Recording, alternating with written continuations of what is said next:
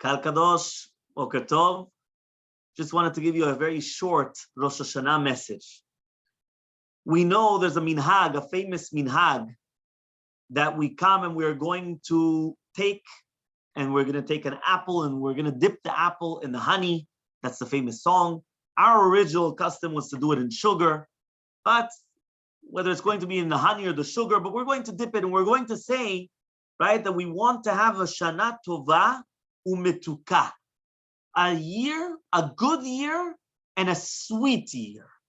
Okay, and now the question that we ask ourselves is that, okay, so there's a minhag to eat sweet things. Why exactly is it the tapuach? Why is it the apple? So there's a Ben Ish Chai. The Ben Ish Chai actually says in Parashat Nitzavim that the apple has three benefits to it. Number one, it's sweet.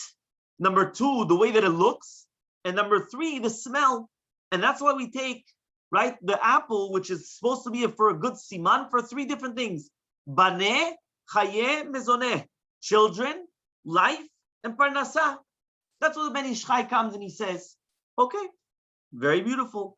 Why the Zichron Yehuda comes and he says, there's another reason why we take an apple, because Bnei Yisrael are compared to the apple. And we say, just like the apple, right? Matapuach ze piryo, the apple comes before the leaves.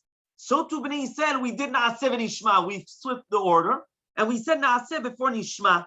So that's why we're remembering, right? We're mentioning the apple on Rosh Hashanah to remind the HaKadosh Baruch Hu, we said Naaseh v'nishma. So we tell Hashem, remember what we said, remember what we did. And that's a beautiful concept as well. Okay, fine.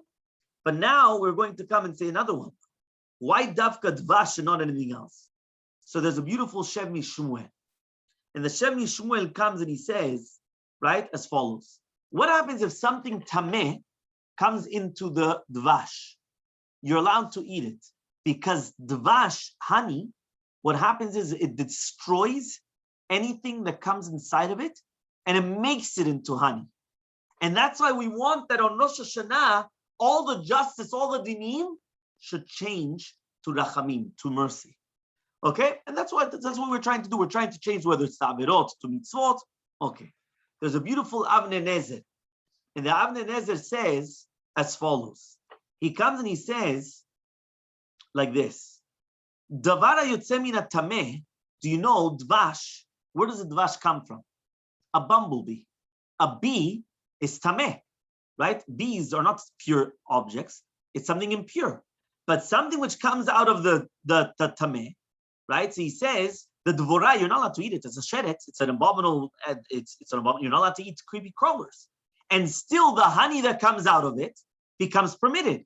So this is what we want to do to changing all the bad to the positive.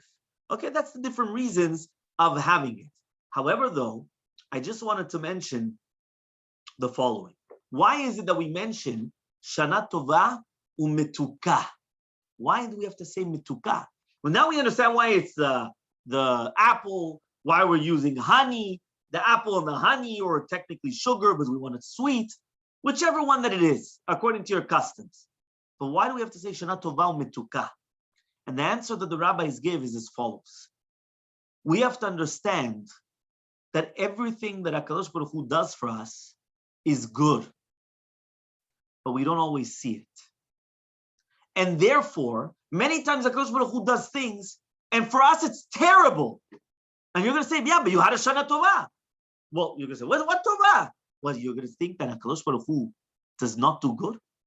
In this world, we say Dayana Emet and a Tova Metiv, right? Because on the good and on the negative. But in the next world, everything's a Tova Metiv. Because then we realize the truth that everything was for the good. And even that which we thought was negative was actually for the good as well. We thought that it was bad, but it wasn't really bad. It was also for the best. So therefore we come and we ask HaKadosh Baruch Hu, She'eh lanu Shana Tova, that's obvious. But we want it also to be matok.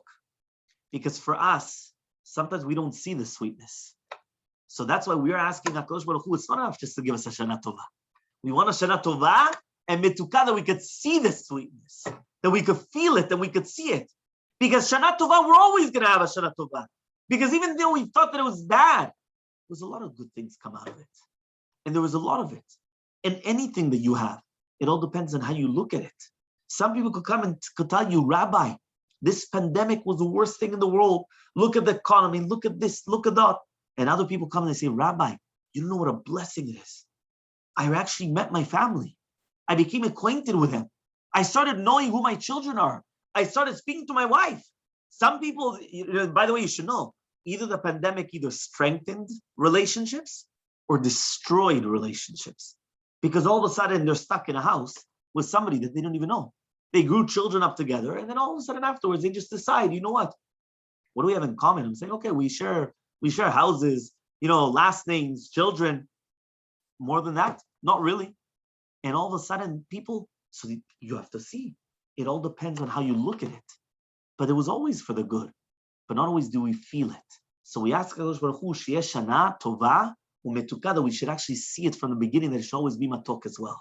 Be'ezrat Hashem, I just hope that everyone should have a Shana Tova Metuka with all the blessings, and Be'ezrat Hashem, all the good year, Be'ezrat Hashem.